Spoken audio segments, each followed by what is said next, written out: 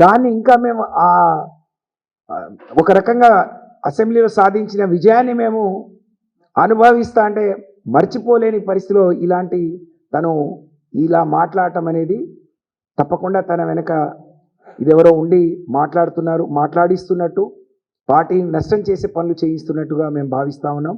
తను నిన్న మాట్లాడుతూ అన్నారు నేను తోలుబొమ్మను కాదు అని. కానీ 3 నెలలుగా తను మాట్లాడిన సిరీస్ అన్ని తీసి చూస్తే తనే అర్థం చేసుకోవచ్చు. ఎందుకంటే తను చాలా విద్యావంతురాలు, తెలంగాణ ఉద్యమంలో ఉంది. తెలంగాణ ఉద్యమానికి తను కూడా కలిసి ఆ రోజు మరి బతుకమ్మతో మహిళలందరినీ ఒక తాటి మీదకి తీసుకొస్తే ఈ తెలంగాణ ఉద్యమంలో సకల జనులు ఉద్యమం చేసిండ్రు. తెలంగాణలో ఉండే అనేక కులాలు, అనేక సంఘాలు, అనేక మంది ఉద్యోగస్తులు, అనేక మంది విద్యార్థులు, అనేక మంది అసూలు బాసి అనేక మంది చేసింటే తెలంగాణ వచ్చింది. అందరికీ అన్ని అవకాశాలు రాకపోవచ్చు, కానీ కవిత గారిని బ్రహ్మాండంగా కేసీఆర్ గారు మరి ఒకసారి పార్లమెంట్ గెలిపించి రెండోసారి మరి తను ఓడిపోతే మళ్ళీ తన్ని కౌన్సిల్లో తీసుకొని గొప్పగా గౌరవించుకున్న విషయం మనందరికీ తెలుసు. అందరికంటే ఎక్కువ మా నాయకుడి బిడ్డగా తప్పకుండా మాకందరికీ తనంటే చాలా పెద్ద గౌరవం. అందరం గౌరవించాం, తెలంగాణ ప్రజానికం గౌరవించింది. మా ప్రాంతానికి వస్తే కేసీఆర్ గారి బిడ్డ వస్తే కేసీఆర్ గారి లాగా ఆమెను కూడా చూడటానికి వచ్చారు. కానీ వాళ్ళ ఇచ్చిన గౌరవాన్ని, ఆమెకు వచ్చిన గుర్తింపును ఆమె దక్కించుకోలేకపోయింది. నిజంగా ఇంత చదువుకొని తనకింత అవగాహన ఉండి కూడా ఇవాళ ఎవరో ఇలా మాట్లాడటం అనేది చాలా మా అందరి మనసులు కలిచివేసింది. అందరు కార్యకర్తల మనోభావాలు దెబ్బతిన్నాయి.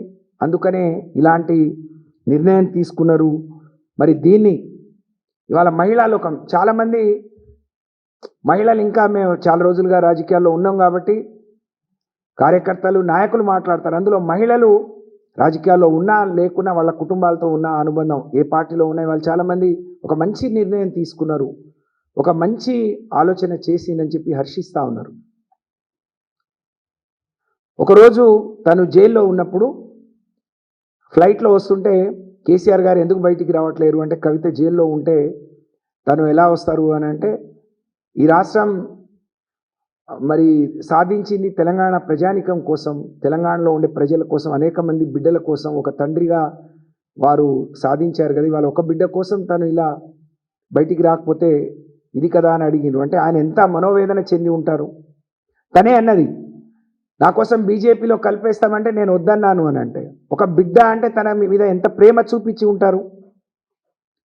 ఇవన్నీ మర్చిపోయి ఇవాళ పార్టీని, కేసీఆర్ గారిని, లేకుంటే హరీష్ రావు గారిని, సంతోష్ రావు గారిని, కేటీఆర్ గారిని, లేకపోతే పార్టీని, మరి పార్టీ ఉంటే ఎంత పోతే ఎంత అని మాట్లాడితే, మరి పార్టీ ఇన్ని లక్షల మంది అభిమానించే పార్టీ, ఇన్ని కోట్ల మంది ఆదరించి నిలబెట్టిన పార్టీ, అటువంటి పార్టీ ఉంటే ఎంత పోతే ఎంత అని మాట్లాడితే అసలు నువ్వు ఉంటే ఎంత లేకపోతే ఎంత అనే పరిస్థితి ఈరోజు ప్రజలు ఆలోచించే, కార్యకర్తలు ఆలోచించే పరిస్థితి వచ్చింది అని అంటే దీనికి తను మాత్రమే బాధ్యురాలని చెప్పి తెలియజేసుకుంటూ, ఇంత గొప్ప నిర్ణయం కన్న బిడ్డైన తన గుండెల మీద ఆడుకొని మరి తను నడక నేర్పిన బిడ్డ, తను అన్నీ నేర్పి ఇక్కడ వరకు నడిపించి తన బిడ్డ చాలా గొప్పగా ఉండాలని మనసులో ఎంత ఉన్నా ఇవాళ ఇలాంటి నిర్ణయం తీసుకోవటం అంటే పార్టీ ముందు కార్యకర్తల అంటే ఏది ఎక్కువ కాదు, బిడ్డ కాదు, కుటుంబం కాదు,